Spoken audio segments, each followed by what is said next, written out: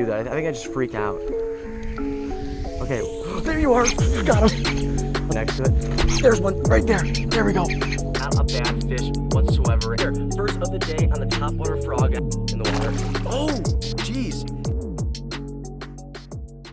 What's up, guys? Welcome back to another video. And as you can tell, we are already out here on the beautiful pond in the beautiful little John boat. So here's the deal. I'm wearing the same thing as last video because this is the same exact day. I'm not re-wearing the same clothes and the next day. This is the same exact day. I finished the other video a little earlier than I expected to, and I was like, well, I don't want to leave. I want to keep fishing, but I want to film something. So I thought, no, what better way to film another video about frog fishing, dude. You guys know I love my frog fishing, and I did a lot in the springtime. Filmed like 3 videos of it, but right now, today, we just got a topwater frog right here. This thing is mad juicy, and I mean, look at the pond, guys. Like, look at this little section right here. All this spot right here, so juicy for a frog. So juicy. Here's the plan of the day. We're gonna try to catch some frog fish. 1, because it's exciting. 2, because I got a lot of comments actually. I was like, hey, what video should I do tomorrow? And a lot of people said frog fishing, even though I've already been filming a lot, but it seems like you guys want it, so I'm gonna bring it, and I also kind of want it. So we're gonna roam around this pond, like go all the way back there and stuff, and we're gonna try to toss the frog around and try to catch some top water bass. I wanna say before we get into today's video, thank you so much for tuning in, first of all, and if you're new here, hit that subscribe button down below. We are currently at 10,100 or 10,200 subscribers, and without further ado, let's try to catch a fish on the frog. Let's go. Jeez, we gotta put down the anchor. We're flying back here. Try to under this tree or something. I'm blowing it, man. I'm blowing it. Got him. Let's go. He blew up on that. That was sick. That was sick. I saw the whole thing, dude. That was awesome. Stay on. That was so sick. Topwater frog. Can't beat it. Can't beat it. Can't beat it. Oh, let's go, baby. Topwater frog. Let's go. Right in the corner of his mouth. I gotta get a picture of that, but that was so cool, man. I literally saw him come out of nowhere because I got my polarized glasses on, and he just smashed that. That was so sick. All right, this right here, first of the day on the topwater frog. I think it's a Sproke popping frog or something like that. Not a bad one, but it was so electric just to see him like come out from under that tree, and I just saw him come in and just pick it up and just go down with it. I waited a second there because you want to do it with topwater frogs. If you set it right away, they might not have it all the way, so it's hard, but you gotta wait a solid second, and then you got to set the hook. Nonetheless, beautiful fish. We'll put her back right here so you guys can see her swim off nicely. There she is, looking beautiful in the water. Oh, geez, and there she goes. Just splashed the crap out of me. Something I like to do when I throw frogs as well is when I'm popping them, I'll pop it a couple times, but then I'll just let it sit for like 5 seconds. And some people think that's not doing anything, but sometimes those bastards are just sitting right there behind it, and they're still, you know, debating if they want to smack that thing or not. And when you leave it there, your little, you know, the things on the tail are just going to be sitting in his face. And sometimes that will do it. Sometimes you just can't pop the whole time. Sometimes you got to take a break. And other times you just got to steadily pop it the whole way. You just got to find out what's really working. And right now, I don't know what's really working because I caught one and lost one. Yeah, not doing the best. Here, fishy, fishy.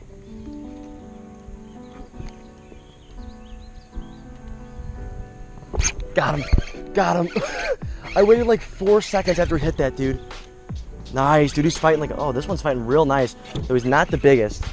Actually, that's not a bad one at all. It's not too bad.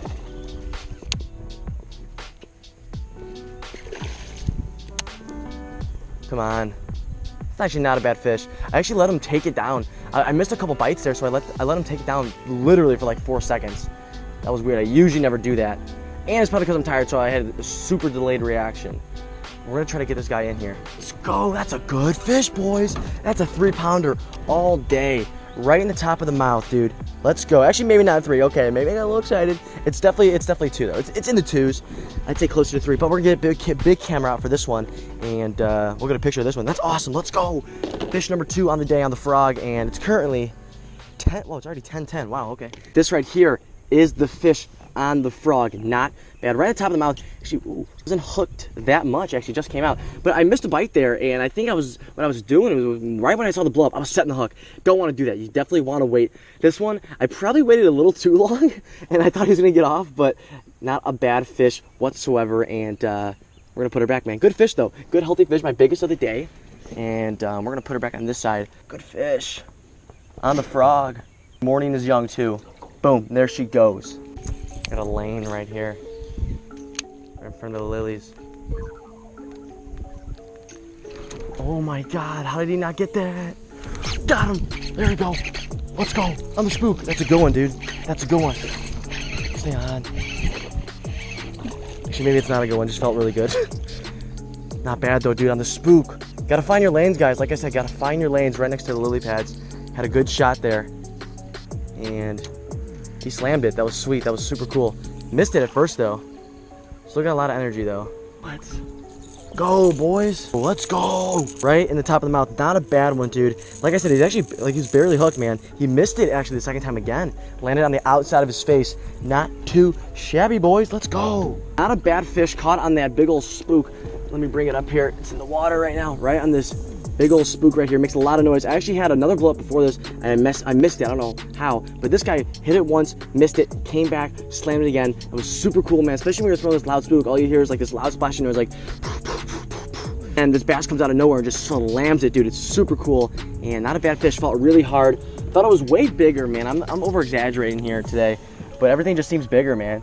These fish are just aggressive in this pond, but nonetheless, beautiful, beautiful bass. And there she goes. Bam, let's go. Hopefully this fountain doesn't turn on. That would suck. If the fountain turned on right now, and I'm sitting right next to it. There's one right there. There we go. There we go. Right in the back corner, dude. Oh, nice, nice, nice, nice. Oh, he's hooked in the head and the tail. Oh no, now the tail's unhooked. Dude, he exploded on that one. Jeez, he got a lot. These fish, even though they're small, have so much fight to them in this pond. It's unbelievable.